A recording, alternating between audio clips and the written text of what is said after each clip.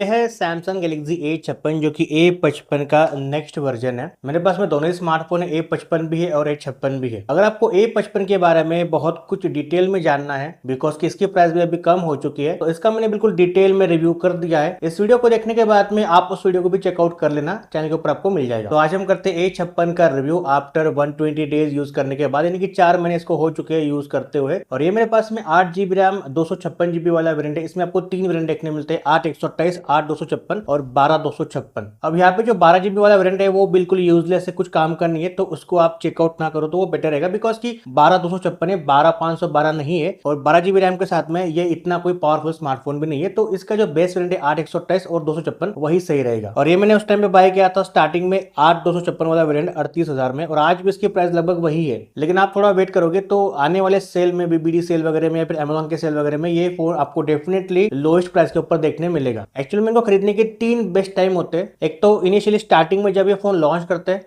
तब आपको बहुत सारे बैंक ऑफर वगैरह रहती है तो आपको अच्छा डिस्काउंट मिल जाता है, या तो फिर बाद में जब बीबीडी सेल वगैरह आती है फिर कोई ऐसी बड़ी सेल लग जाए तो आपको यहाँ पे डिस्काउंट हेवी मिलता है, तब आप इसको खरीद सकते हो। या फिर जब इनका नेक्स्ट वर्जन लॉन्च होता है, जैसे कि अभी A57 लॉन्च होगा तो इसकी प्राइस ड्रॉप हो जाएगी, जैसे कि A55 की हो चुकी है।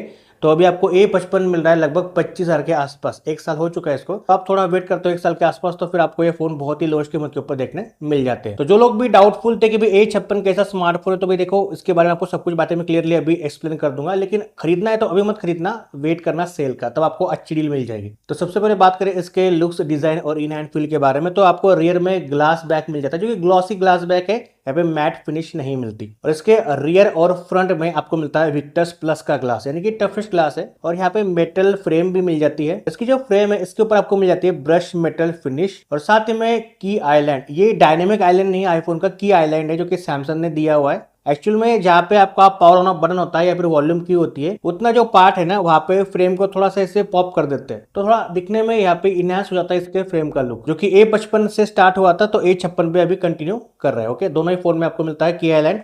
अब देखो यहाँ पे जो है इसकी थिकनेस इस बार कम हुई है, यानी कि मोटाई कम हुई है, साथ में वेट भी इसका कम हुआ है। इसका वेट है 198 ग्राम और थिकनेस यहाँ पे 7.4 mm की। तो यहाँ पे बड़ा फोन तो है ही है, 6.7 इंच का डिस्प्ले है, लेकिन यहाँ पे वेट कम है 200 ग्राम के अंदर, और साथ में थिकनेस कम है, तो हाथों में कंफर्टेबली फील होता है, यानी कि ऐसे बहुत ज्यादा हेवी नहीं लगता। तो इसका इन हैंड फील भी अच्छा है बिकॉज यहाँ पे बिल्ड क्वालिटी भी सॉलिड है, मेटल की फ्रेम है, ग्लास बैक है। नेक्स्ट बात करें इसके पोर्ट्स, बटन और सिम ट्रे वगैरह की, तो बॉटम में चार्जिंग पोर्ट है, यहाँ पे USB 2.0 सपोर्ट करता है, प्राइमरी माइक्रोफोन, स्पीकर ग्रिल, और साथ में यहाँ पे नीचे बॉटम में आपको सिम ट्रे मिलता है। ये जो सिम ट्रे है ना, ये आपको मिल जाता है ड्यूअल नैनो सिम स्लॉट, यानी आप यहाँ पे 2 फिजिकल सिम लगा सकते हो, आप यहाँ पे मेमोरी कार्ड नहीं लगा सकते, बट यहाँ पे इसमें आपको इस सिम का सपोर्ट मिल जाता है। ऊपर टॉप में आपको सेकेंडरी माइक्रोफोन मिल जाता है, और यहाँ पे कोई भी आपको आयर ब्लास्टर नहीं मिलता, यानी कि आप इसके थ्रू जो है रिमोटली AC वगैरह को या फिर टीवी वगैरह को कंट्रोल नहीं कर सकते बिकॉज की आयर ब्लास्टर नहीं मिलता। और इसमें IP रेटिंग 67 है, यानी कि वाटर और डस्ट रेजिस्टेंस है, तो आपका फोन अगर पानी में गलती से गिर जाता है, भीग जाता है, तो यहाँ पे ये सर्वाइव कर जाएगा। लेकिन जानबूझ के मत डालना भाई, क्योंकि देखो यहाँ पे अगर कोई इशू आता है तो वारंटी नहीं मिलती। बात करें इसके हैप्टिक्स की, तो भी देखो यहाँ पे हैप्टिक्स ठीक ठीक है। जो हैप्टिक्स का एक्सपीरियंस आपको A55 में मिल रहा था वहाँ पे थोड़े स्ट्रॉन्ग हैप्टिक्स थे, अभी यहाँ पे थोड़े ग्राउंडर कर दिए, तो यहाँ पे हैप्टिक्स ठीक है, लेकिन एक्स्ट्रा ऐसे लाउड या फिर स्ट्रॉन्ग नहीं है। और बात करें स्पीकर की, तो यहाँ पे 2 स्पीकर मिल जाते हैं, एक बॉटम में है, एक टॉप में है, साथ में डॉल्बी एटमॉस का सपोर्ट मिल जाता है।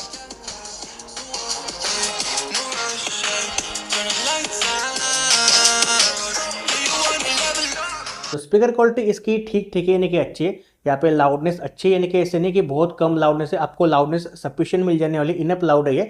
लेकिन जो एक साउंड का एक्सपीरियंस है ना विद डॉल्बी एटमॉस के साथ में, जो क्वालिटी है वो यहाँ पे कहीं ना कहीं थोड़ी बहुत 19-20 मिसिंग लगती है। बिकॉज कि देखो आप इसे कंपेयर करते हो तो ये बात समझ में आने वाली है, क्योंकि ये देखो 38 से 40 हज़ार का बजट का ये फोन है, यानी कि महंगा फोन है, तो इस बजट में और बेटर साउंड एक्सपीरियंस हो सकता था जब मैंने इसको कंपेयर किया S23 के साथ में। वैसे फ्लैगशिप फोन है, लेकिन अभी पिछले साल आपको 38 का मिला था, यानी कि उसी बजट में आ चुका है। यहाँ पे A55 भी है, उसके बाद में अगर हम बात करें S24 FE भी है, तो उनका जो एक्सपीरियंस है साउंड का वो इससे थोड़ा सा बेटर है, ये आपको मैं क्लियरली एक्सप्लेन कर रहा हूँ।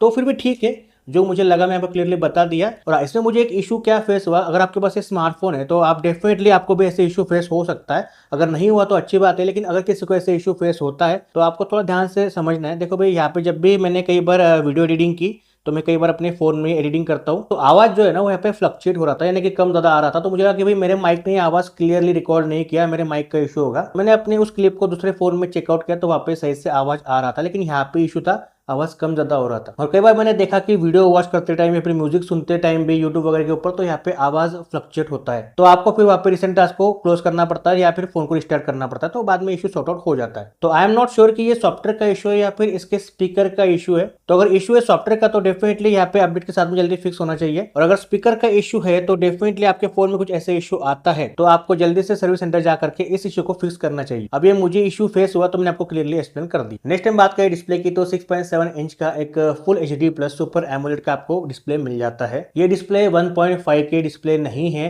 ये ओनली फुल HD वाला डिस्प्ले है, और ये LTPO भी डिस्प्ले नहीं है। इस बजट में आपको आराम से LTPO पैनल मिल जाता है। तो ये सपोर्ट करता है अडेप्टिव रिफ्रेश रेट को, यानी कि ये 60 हर्ट्ज से लेके 120 हर्ट्ज के बीच में शिफ्ट होता है, और इसका 120 हर्ट्ज बिल्कुल सही से काम करता है, जो स्क्रॉलिंग का एक्सपीरियंस है आपको बहुत ही सुपर स्मूथ और फास्ट मिलता है। यहाँ पे कोई इशू नहीं है। और ये HDR कंटेंट को भी सपोर्ट करता है, तो आप नेटफ्लिक्स के अंदर भी इसमें HDR प्ले कर सकते हो, यानी HDR वीडियो देख सकते हो नेटफ्लिक्स के अंदर भी, और यूट्यूब में भी आप यहाँ पे 4K HDR वीडियो बिल्कुल फुल क्वालिटी के ऊपर स्ट्रीम कर सकते हो। कोई भी यहाँ पे आपको लैग वैग दिखने नहीं मिलेगा। और इसकी जो पिक ब्राइटनेस है वो है 1900 निट्स की, और HBM है 1200 निट्स का। तो इंडोर हो आउटडोर ये सफिशिएंटली ब्राइट है, कोई आपको इससे ज्यादा इशू फेस नहीं होगा। और फ्रंट के ऊपर आपको मिलता है गोरिल्ला ग्लास विक्टर्स प्लस का प्रोडक्शन, जो कि मैंने आपको पहले बता चुका हूँ कि रियर और फ्रंट में आपको विक्टर्स प्लस मिल जाता है। देखो भाई डिस्प्ले क्वालिटी तो यहाँ पे अच्छी है, यानी कि यहाँ पे सुपर एमोलेड का डिस्प्ले है। तो सैमसंग का डिस्प्ले है, तो यहाँ पे जो कलर्स है, विविडनेस है, सैचुरेशन वगैरह, डीप ब्लैक्स वगैरह आपको अच्छे मिल जाते हैं, कोई इशू नहीं। लेकिन आपको इस बजट में डेफिनेटली थोड़ा और बेटर डिस्प्ले मिल सकता है। देखो यहाँ पे आपको 2-3 कॉन्स ऐसे देखने मिलते हैं कि पहली बात तो आपको यहाँ पे बेजल्स थोड़े थोड़े बड़े देखने मिल जाते हैं, आप यहाँ पे देख सकते हो, यहाँ पे 3 बेजल्स आपको बड़े देखने मिल जाते हैं। साथ ही में इस बजट में यहाँ पे 1.5K का डिस्प्ले वगैरह नहीं मिलता, यहाँ पे ओनली मिल जाता है आपको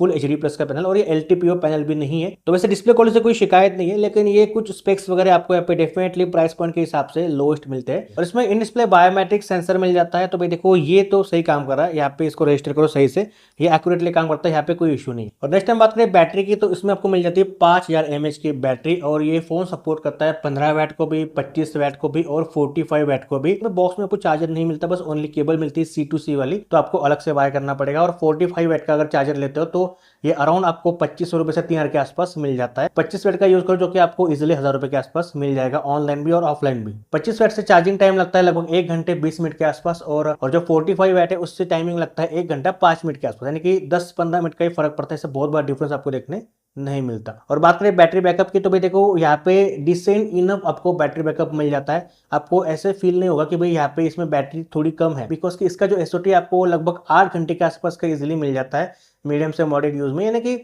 ये फोन एक बार चार्ज कर लोगे 95-100% के आसपास तो डेफिनेटली आपका एक दिन पूरा निकल जाता है, और फिर भी यहाँ पे थोड़ी बहुत बैटरी रिमेनिंग रहती है। तो यहाँ पे बैटरी बैकअप आपको मस्त मिलता है। इसमें पीछे एक अपडेट आया था, तो उसके बाद थोड़ा बैटरी बैकअप कम हुआ था, लेकिन बाद में उसको सॉर्ट आउट कर दिया, तो अभी यहाँ पे बैकअप ठीक ठाक मिल रहा है। नेक्स्ट हम बात करें इसके UI की, यानी कि इसके यूजर इंटरफेस की, तो इसमें One UI 7 विद Android 15 जो है आउट ऑफ द बॉक्स मिल जाता है। और इसमें आपको मिलेगी 6 साल की मेजर अपडेट और 6 साल की सिक्योरिटी पैच अपडेट का सपोर्ट, यानी कि Android 16, 17, 18, 19, 20, 21 तक के आपको यहाँ पे अपडेट सपोर्ट मिलेगा, यानी कि लॉन्गर अपडेट सपोर्ट है A56 के अंदर। और साथ ही में यहाँ पे नॉक सिक्योरिटी मिल जाती है कंप्लीट वाली, तो आपको सिक्योर फोल्डर मिल जाता है। और यहाँ पे NFC वगैरह का सपोर्ट भी है, तो आप इसमें सैमसंग वैलेट यानी कि सैमसंग पे का भी यूज कर सकते हो। यहाँ पे जनरली होता क्या है कि आपके पास में जो भी डेबिट कार्ड, क्रेडिट कार्ड वगैरह आपको अगर फिजिकली यूज नहीं करना है, तो आप सैमसंग पे के अंदर उसको सिक्योरली सेव करके आप NFC के थ्रू टैप एंड पे करके पेमेंट वगैरह कर सकते हो, या फिर आपके जो इसेंशियल डॉक्यूमेंट है आप उसमें सेव कर सकते हो सिक्योरली। और बात करें इसके UI के फीचर्स की, तो भाई देखो ये A सीरीज का फोन है, तो most of the A series के जो मेन फीचर्स है आपको इसमें मिल जाते हैं। जैसे गुड लॉक का सपोर्ट आपको यहाँ पे ऑफिशियली मिल जाता है, आपको यहाँ पे कोई अलग से ऐप डाउनलोड नहीं करना पड़ता कस्टमाइजेशन के लिए। तो गुड लॉक का मतलब है कि यहाँ पे फुल्ली कस्टमाइज कर सकते हो अपने स्मार्टफोन को। और यहाँ पे इनका खुद का डायलर है, तो आप यहाँ पे इन बिल्ड कॉल रिकॉर्डिंग कर सकते हो, यहाँ पे अनाउंस वगैरह ये नहीं करता। और कॉलिंग के टाइम पे आपको लगता है कि बहुत ज्यादा नॉइस आ रही है, तो आप यहाँ पे वॉइस फोकस को ऑन करके बैकग्राउंड नॉइस को क्लियर भी कर सकते हो। और ये phone out of the box One UI 7 के ऊपर लॉन्च हुआ है, तो आपको बहुत सारे One UI के नए नए फीचर्स भी इसमें मिल जाते हैं, जैसे कि नाउ बार भी अभी आ चुका है, इसका जो ऐप ड्रावर है अभी वर्टिकली हो चुका है, आप इसके ऐप के आइकॉन को छोटा बड़ा कर सकते हो। One UI 7 के बाद में इसका जो कंट्रोल पैनल है वो कंप्लीटली अभी चेंज हो चुका है, तो ऐसे बहुत सारे विजिबली चेंजेस आपको One UI 7 के बाद में देखने मिल जाते हैं। तो यहाँ पे सिक्योरिटी भी अच्छी है, UI के फीचर्स भी अच्छे हैं, और बात करें हम एआई फीचर्स की, तो भाई देखो यहाँ पे एआई का आजकल बोलबाला है, सभी कंपनियां अपने स्मार्टफोन में एआई के फीचर्स को ऐड कर रही है। लेकिन यहाँ पे क्या मामला एआई का, तो यहाँ पे एआई के फीचर्स मिल जाते हैं, लेकिन सिलेक्टेड एआई के फीचर्स है, जैसे कि सर्कल टू सर्च यहाँ पे कॉमनली आपको मिल जाता है, जो कि लगभग सभी फोन में मिल जाता है। यहाँ पे है circle to search, AI select भी आपको इसके अंदर मिल जाता है, इमेज क्लिपर भी मिल जाता है, यानी कि आप इमेज के ऊपर लॉन्ग प्रेस करते हो तो उसका कटआउट बन के निकल जाता है। और आपने जो भी फोटो क्लिक किया आप उसको बाद में रीमास्टर भी कर सकते हो, यानी कि उसको और ज्यादा बेटर इनहेंस कर सकते हो। साथ में इसमें ऑब्जेक्ट इरेजर भी, यानी कि आप किसी भी ऑब्जेक्ट को इरेज करके वहां पे क्लीन कर सकते हो। और इसमें कमाल का फीचर्स है जो कि है बेस्ट फेसेस का। तो आप जब भी फोटो क्लिक करते हो फ्रंट से या फिर रियर से, तो अगर आपकी आंखें बंद हो जाती है फोटो क्लिक करने के टाइम पे, तो आप बाद में इस फीचर्स का यूज करके अपने आंखों को ओपन कर सकते हो। इसको यूज करने के लिए आपको मोशन फोटो वाला जो ऑप्शन है ना उसको ऑन करना पड़ेगा, जो कि आपको टॉप में ऊपर देखने मिलता है। उसके बाद में फिर आपको फोटो क्लिक करनी है, और फोटो को क्लिक करने के बाद में आपको यहाँ पे से ऊपर स्वाइप करना है, तो आपको यहाँ पे बेस्ट फेसेस का ऑप्शन मिल जाता है। तो ऐसे यहाँ पे कुछ सिलेक्टेड एआई के फीचर्स मिल जाते हैं। लेकिन जो एडवांस एआई के फीचर्स है, जैसे कि कॉल असिस्ट हो, राइटिंग असिस्ट हो, नोट असिस्ट हो, साथ ही में यहाँ पे फोटो असिस्ट, यानी कि आप यहाँ पे फोटो में कुछ भी ड्राइंग करते हो तो कुछ वैसे यहाँ पे जनरेट हो जाता है, या फिर हो ऑडियो इरेजर, तो आप जो भी वीडियो रिकॉर्ड करते हो जितना भी बैकग्राउंड में नॉइज है वो यहाँ पे इजीली क्लिक पे रिमूव हो जाता है। तो ऐसे जो एडवांस फीचर्स है एआई के वो आपको यहाँ पे नहीं मिलते। तो A56 में क्या है कि इसका जो यूआई का सपोर्ट है वो आपको 6 साल तक के मिल जाता है, साथ में आपको नॉक सिक्योरिटी मिल जाती है। और यहाँ पे जो मेन यूआई के फीचर्स है, जो मेन एआई के फीचर्स है वो आपको मिल जाते हैं, लेकिन जो एडवांस फीचर्स है वो नहीं मिलते। और इसमें कॉन्स भी ऐसे मुझे देखने मिला कि भाई देखो यहाँ पे चिपसेट इतना पावरफुल नहीं है,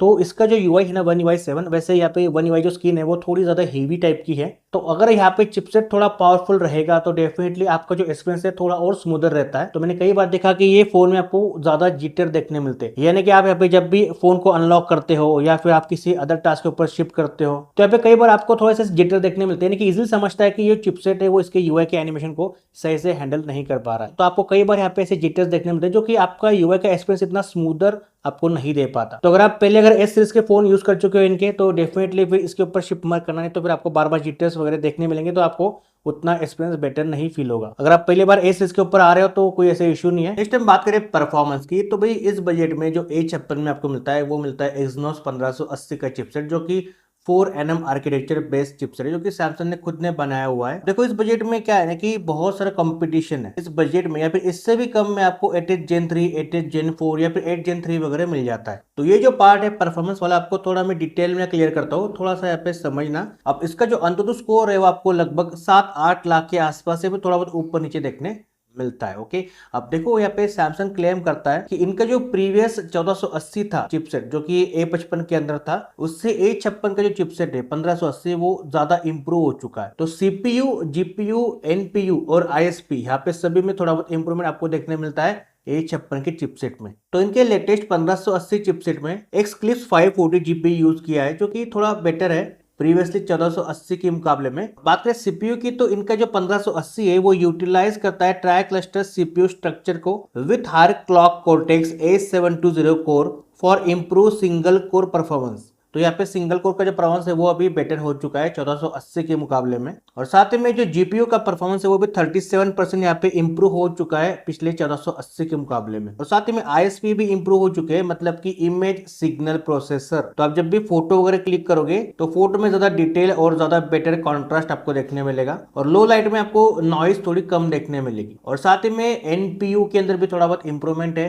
यानी कि न्यूरल प्रोसेसिंग यूनिट। तो जो एआई के फीचर्स आपको यहाँ पे थोड़े बहुत मिल जाते हैं, तो उनको परफॉर्म करने के लिए जो ताकत लगती है वो एनपीयू से आती है। तो आपके जो एआई टास्क है वो थोड़े ज्यादा बेटर परफॉर्म करेंगे इसके लेटेस्ट एनपीयू के साथ में। तो ये जो टेक्निकल बात है मैंने आपको क्यों एक्सप्लेन की, क्योंकि 1480 से 1580 इतना ज्यादा इंप्रूव हो चुका है, लेकिन एक्चुअल में जब मैं इसको यूज कर रहा हूँ ना तो मुझे इससे कुछ भी ज्यादा डिफरेंस देखने नहीं मिल रहा है, ना ही गेमिंग के अंदर, ना ही कोई मल्टीपल हेवी टास्क करने के अंदर, कुछ भी ऐसे जो मैं रेगुलरली यूज करता हूँ तो मुझे कोई भी बड़ा सा डिफरेंस देखने नहीं मिला प्रीवियसली 1480 के मुकाबले में। मैंने इसमें गेमिंग भी करके देखे, मैंने बीजीएमआई भी प्ले करके देखा, तो यहाँ पे 60 FPS गेमिंग हो जाती है, यहाँ पे 90 FPS अब तक अनलॉक हुआ नहीं है। और गेमिंग में देखा मैंने कि भाई देखो यहाँ पे जो FPS है बहुत ज्यादा ड्रॉप हो जाता है, इतना कांस्टेंट आपको गेमिंग नहीं मिल पाती है। गेमिंग का जो एक्सपीरियंस है उतना बेटर नहीं है, उतना ऑप्टिमाइज चिपसेट भी नहीं, उतना पावरफुल भी नहीं है। वैसे मैंने इसमें सीपीयू थ्रोटलिंग टेस्ट किया था तो यहाँ पे ग्राफ वगैरह ठीक आ जाता है, स्कोर भी आपको अच्छे मिल जाते हैं। मैंने यहाँ पे 3D वाइल्ड लाइफ का स्ट्रेस टेस्ट भी किया था, तो यहाँ पे भी स्कोर आपको अच्छे मिल जाते हैं। जैसे आप देखो यहाँ पे 98% की आपको स्टेबिलिटी मिल जाती है, और ये टेस्ट के टाइम पे ज्यादा गर्म भी नहीं हुआ था, 38 38 से 40 के आसपास ही गया था, यानी कि ज्यादा गर्म भी नहीं होता चिपसेट। और बैटरी भी इसने टेस्ट के टाइम पे 8-9% के आसपास ही यहाँ पे ड्रेन की है। तो यहाँ पे टेस्ट वगैरह के हिसाब से तो यहाँ पे सब कुछ ठीक चलता है, लेकिन आप जब इसको यूज करने जाते हो तो जो ऑप्टिमाइजेशन का जो पार्ट है ना, वो यहाँ पे कहीं ना कहीं गड़बड़ा जाता है। तो मैं ये नहीं बोल रहा हूँ कि चिपसेट बहुत ज्यादा वीक है, ठीक ठाक चिपसेट है, आपको अच्छा परफॉर्मेंस भी निकाल के दे सकता है, लेकिन दे नहीं रहा है। तो भाई आप अगर मीडियम से मॉडरेट टास्क अगर करते हो, यानी कि व्हाट्सअप, फेसबुक, इंस्टा वगैरह, आप जो भी नॉर्मल टास्क करते हो, वीडियो कॉल वगैरह करना हो, तो वहाँ पे आपको कोई भी ऐसे इश्यूज देखने नहीं मिलते। यहाँ पे सही से परफॉर्म कर लेते हैं, ऐप ओपनिंग क्लोजिंग सही से हो जाती है, स्क्रॉलिंग का स्पीड भी आपको बहुत ही मस्त मिल जाता है, कोई इशू नहीं है। लेकिन आपको बहुत सारे जिटर्स तो देखने मिलते ही मिलते हैं यूआई के एनिमेशन के अंदर। और आप जब भी कोई हेवी टास्क करोगे तो भाई देखो यहाँ पे हीटिंग तो से बहुत ज्यादा नहीं होता है, लेकिन मैंने इसमें काइन मास्टर के साथ में बहुत बार यहाँ पे रेंडरिंग की तो बहुत स्लो रेंडरिंग होती है। साथ ही में गेमिंग भी उतनी बेटर नहीं हो पाती, बहुत सारे एफपीएस ड्रॉप होते हैं, फ्रेम ड्रॉप्स आपको देखने मिल जाते हैं, उतना बेटर गेमिंग एक्सपीरियंस नहीं मिल पाता। तो नॉर्मल से मॉडरेट यूजर के लिए कोई ऐसे बहुत ज्यादा इशू नहीं है, लेकिन जो अगर इस बजट में एक परफॉर्मेंस सेंट्रिक स्मार्टफोन ढूंढ रहा है तो ये फोन उसके लिए बिल्कुल भी नहीं है। नेक्स्ट हम बात करें कैमरास की, तो भाई देखो यहाँ पे रियर में ट्रिपल कैमरा का सेटअप है। इसमें आपको मेन कैमरा मिलता है 50 MP का, 12 MP का अल्ट्रा वाइड है और 5 MP का माइक्रो कैमरा है। सेल्फी है 12 मेगापिक्सल का और यहाँ पे टेलीफोटो लेंस आपको नहीं मिलता। तो अभी हम यहाँ पे वीडियो रिकॉर्ड करेंगे सेल्फी के साथ में। यहाँ पे सेटिंग देखो वीडियो के अंदर, तो सेल्फी में आपको मिल जाती है यहाँ पे 3 सेटिंग, HD, फुल HD और 4K तक आप यहाँ पे सेल्फी में वीडियो रिकॉर्ड कर सकते हो। लेकिन तीनों ही में आप बस ओनली 30 FPS तक के वीडियो रिकॉर्ड कर सकते हो। ये देखिए HD 30 FPS, HD 30 FPS और UHD यानी के 30 FPS। ओके, हम रियर की बात करें तो ये देखिए रियर में, तो रियर में जो सेटिंग है वो है यहाँ पे HD 30 FPS, full HD 30-60 FPS और ये 30 FPS ओनली है। ओके, रियर में भी आपको UHD यानी कि 4K ओनली 30 FPS का सपोर्ट है, 60 FPS नहीं मिलता। ओके, हम अभी सेल्फी से वीडियो रिकॉर्ड करते हैं, तो हम यहाँ पे रिकॉर्ड करते हैं यहाँ पे फुल HD 30 FPS में। ओके, तो हम यहाँ पे स्टार्ट करते हैं वीडियो को। तो ये वीडियो रिकॉर्ड हो रही है A56 के सेल्फी कैमरा से फुल HD 30 FPS में। तो यहाँ पे दोपहर का कुछ 4 से 5 बजे का समय हो रहा है और यहाँ पे बादल है ऊपर, धूप नहीं है इतनी। तो आप देखो कि कैसे आपको यहाँ पे डिटेल्स देखने मिल रही है वीडियो के अंदर, तो कैसे यहाँ पे सेल्फी वीडियो आ रही है इसके फ्रंट कैमरा से। तो कुछ ऐसे क्वालिटी आपको देखने मिल जाती है। यहाँ पे स्टेबल है वीडियो नहीं है वो आप खुद से चेकआउट कर सकते हो। तो यहाँ पे स्किन टोन हो, कलर टोन हो, कॉन्ट्रास्ट, सैचुरेशन वगैरह, डायनेमिक रेंज वगैरह कैसे यहाँ पे आपको देखने मिलती है। तो कुछ ऐसे यहाँ पे इसके सेल्फी से वीडियो आ जाती है।